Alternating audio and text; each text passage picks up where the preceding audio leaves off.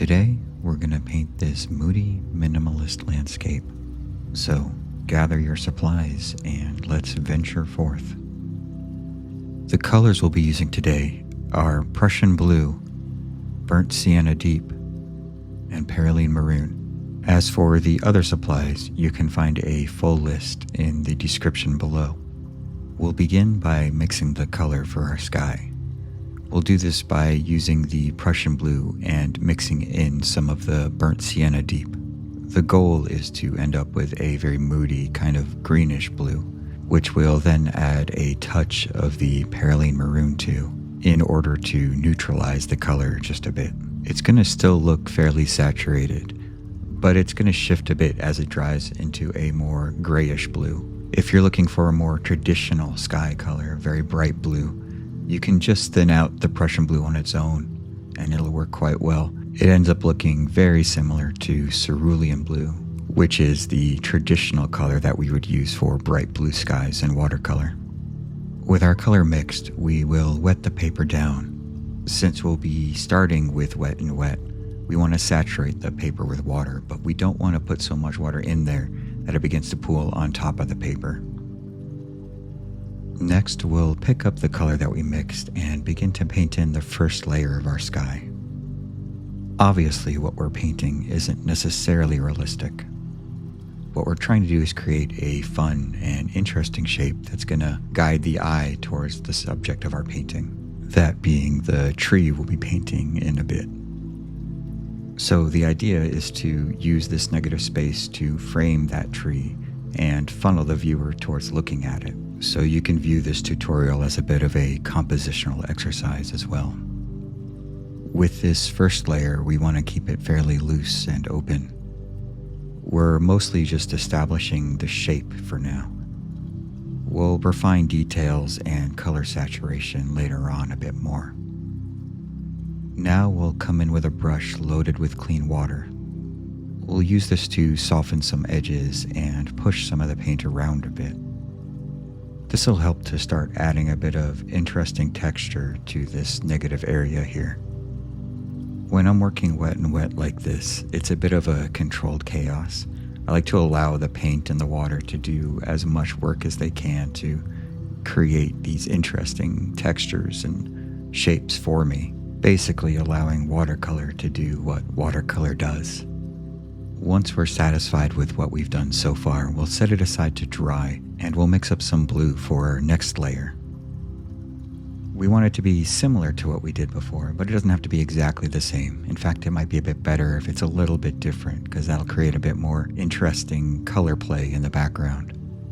Since we're working with a limited palette here, we don't really have to worry about colors not working together or anything like that. Pretty much anything we mix here is going to look good with anything else we mix here. So as long as we're in the blue range here, we're good to go for another layer of sky.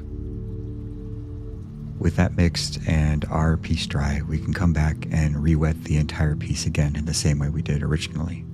I do often get asked why the paint doesn't streak when I'm re-wetting it. And there's a couple of reasons why. The biggest is that when I say allow a piece to dry, I mean I allow it to get bone dry. And then adding in using a high quality cold press textured paper leads to the pigment pretty much staying in place almost all of the time. We'll be spending this layer further reinforcing the shape of and adding depth to the sky. This is where we can start doing things like darkening the edges to draw attention more towards the center and adding contrasting shapes and overlapping shapes with that center column of negative space, just to make it look more interesting and maybe a bit more dramatic. I have a tendency to work in a lot of distinct layers. Part of the reason for that is that I live in a desert, so everything tends to dry very, very quickly, so I'm constantly racing against how wet my paper is. So if you're following my tutorials at home and you think you can combine some of the layers, then by all means give it a shot. However, in this case, since we are creating these overlapping shapes, I do recommend doing this sky in 2 separate layers. I've also found that since I do tend to paint more intuitively or improvisationally, that using more layers gives me a little more time to figure out where a painting's going without committing to anything too much too early. When I do these paintings, I tend to go in with as little expectation of myself as possible. Painting is a relaxing, sometimes meditative process for me. So it's more about the journey than the result at the end. I've had people tell me that they tried one of my tutorials and they failed at it, or that it looks terrible or awful. And my response is typically to not look at it as a failure. It's another step along the journey. You still spent that time painting, and whether you think so or not, you probably learned something along the way.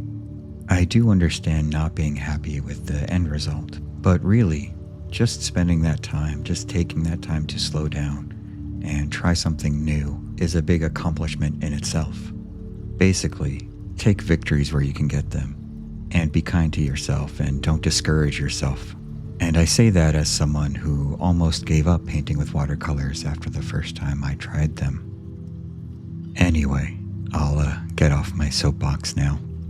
So you can see with the additions we've been making in the background that it's really starting to come together in this moody, dramatic way. We've created, in my opinion, a very nice path for the eye to follow down towards where our subject is going to be, while giving the sky enough shape and texture to keep it interesting in its own right.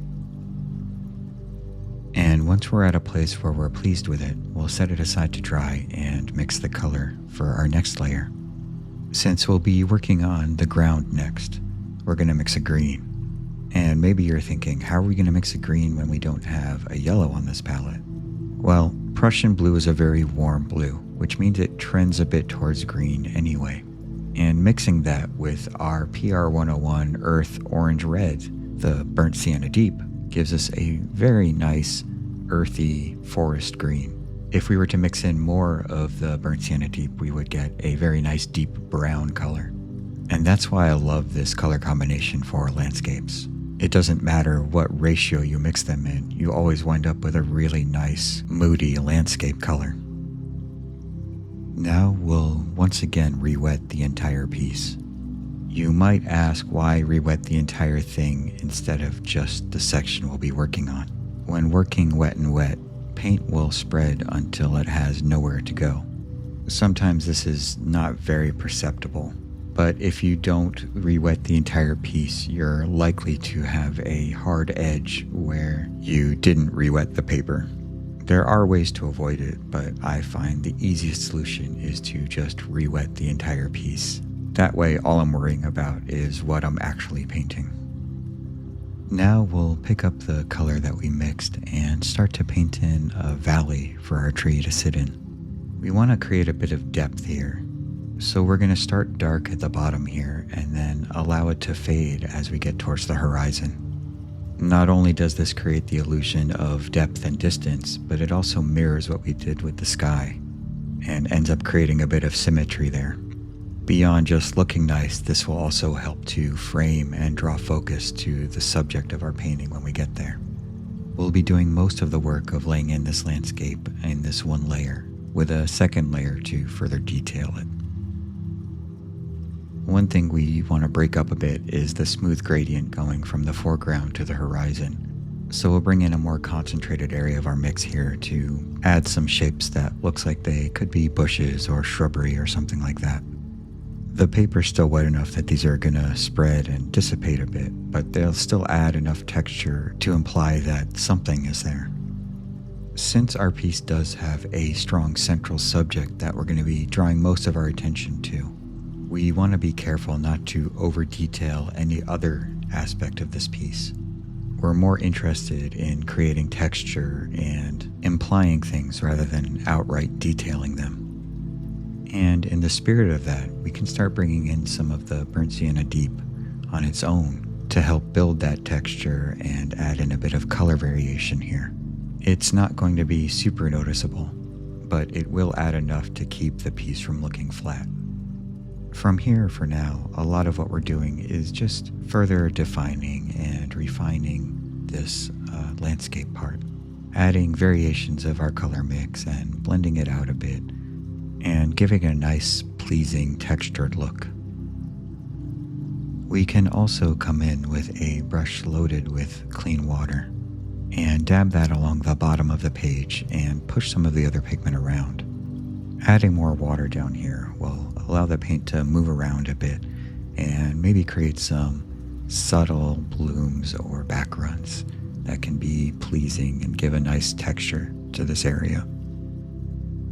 Now we're going to take a medium concentration of the color that we have and use it to start painting in a bit of a tree line back here. This is going to help add distance to the piece, while also further pointing towards where our subject is going to be. Virtually every aspect of this piece is serving the purpose of drawing the eye of the viewer where we want it to end up, while also being textured and interesting enough on its own to help make the piece whole. Now, when painting in these tree lines back here, we're not painting in truly random shapes. We are giving thoughts to bundles of leaves and treetops and how that might look all bunched together in the distance. But we're keeping it loose and not over-detailing or over-defining what these trees look like. The goal is to imply enough to make it recognizable, but to allow enough room for the mind to fill in the blanks of what it actually is. That means creating a shape that looks like a line of trees, but not concerning ourselves with individual trees within that overall shape. We will come in with a more concentrated version of the mix and start adding a bit of shadow to those trees though. This adds a bit of dimension obviously and helps them from feeling too flat.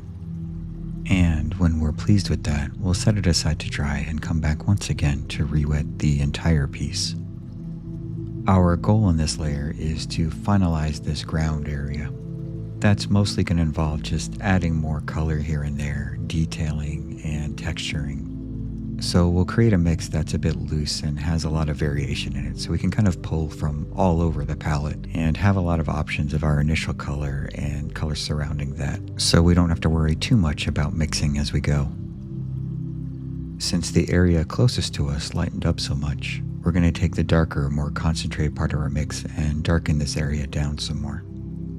Again, creating these kind of bush-like shapes that are going to dissipate a bit into a nice textured area. Our goal is for the area in the center of this valley to be the lightest area of the ground. Almost like it's spotlit, but not quite that dramatic. Like we touched on earlier, pretty much everything else we do in this piece is going to be in service of creating that area of focus right there. We'll even further extend the shadow on these tree lines back here as well. It can be hard to know when to stop when doing detailing passes like this. It's very easy to fall into that trap of wanting to add more, and more. It's one of those things where you just kind of have to learn eventually to step back and restrain yourself a bit. You can always add more, but you can't take away that easily, especially in watercolor. So generally I err on the side of stopping too soon rather than too late. It's always better to have that feeling that it's not finished yet rather than having the feeling that it's overworked and overdone. I know I've certainly been in that position before. For me, it's always either impatience or overworking that results in a piece ending up as scrap. Sometimes even knowing better doesn't mean we won't fall victim. But we won't be doing that today, right? Once we're satisfied with where that's at, we'll set it aside to dry and then come over here and mix more of the green for our tree. As with the sky, this doesn't have to be a perfect match for what we did before.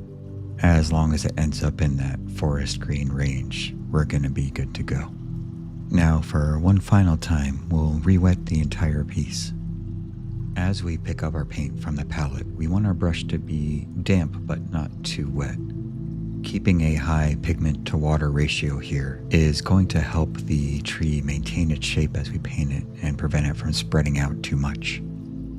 Now, our tree here is a young tree out here on its own, doesn't quite know its place in the world yet, and we want to make sure it has room to grow here. So we'll start from the middle of the piece and begin to bring it down. We're primarily establishing the silhouette first.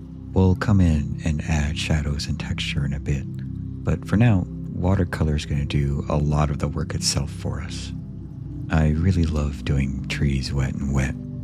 That soft fringing that happens when the paint spreads a bit goes a long way to imply things like leaves and pine needles or whatever. Makes the trees look soft and voluminous in a way. It's a very simple method too. All we're doing is letting the shape of the brush itself create these branches for us, and then letting the watercolor itself do the rest of the work. With the silhouette established, we can come in and start adding a bit of shadow shapes to the tree. We're not really worried with creating a realistic or accurate representation of what this tree might look like with real light shining down on it. But we do want to add these darker areas in a way that looks believable and makes this tree feel more real to us.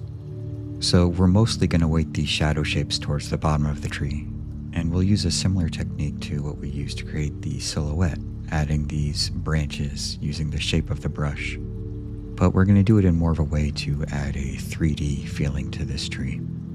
That just means angling some of them in such a way that they look like they're facing more towards our viewpoint. And just to help it look a bit more dynamic, we're going to add in a bit of the burnt Sienna Deep on its own in here. Not too much, just enough to give it a bit more of an interesting look.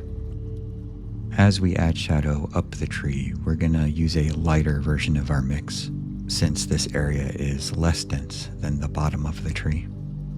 As we keep going with this, we can apply the same philosophy as we did to the rest of the piece.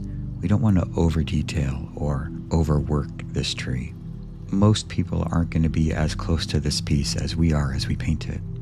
And our minds are incredibly good at filling in details that may not be there. Our goal is to create a collection of shapes that ends up looking like a tree, not to paint every individual branch and leaf of that tree. Watercolor itself is very good at adding its own details if you let it do its thing anyway. Now, once we're happy with that, we'll set it aside to dry and come over and mix for the final time a nice dark brown for the trunk of our tree.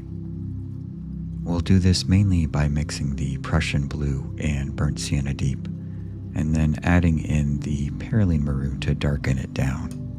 Painting in the trunk is a fairly simple matter. We'll begin with a very small brush and pick up our color, and paint a not quite straight line down to where we want the tree to set root.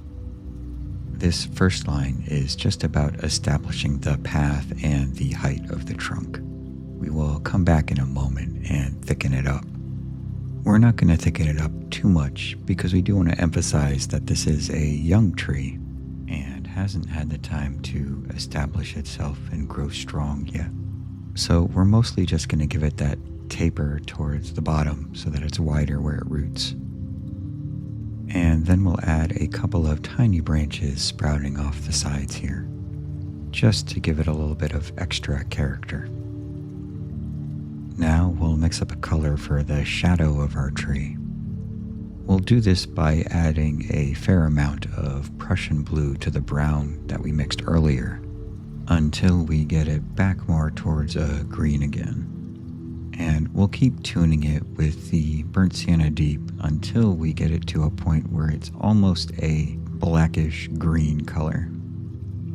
Now, we'll come in with a wet brush and wet the area around the bottom of the tree so that we can add in a shadow for it. We want to make sure to wet an area much larger than we're planning on the shadow actually being in, so the paint has plenty of room to spread without hitting any hard edges. Now we'll pick up a bit of our mix and start to lay it down into that area that we wet. We're going to build this shadow slowly so that we don't overdo it. The last thing we want is to ruin our piece by having a big giant splotch down here that detracts from everything else. But there's really nothing too special about doing this. We're not worried about making a realistic looking shadow or worrying about what direction the light is coming from.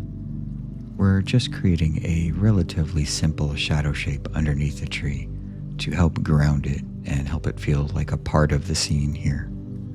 The reason we wet the area before laying in the shadow is the same reason we did with the tree. We want that fringing and slight spread of the paint so that it kind of looks like it's kind of diffusing through grass and such.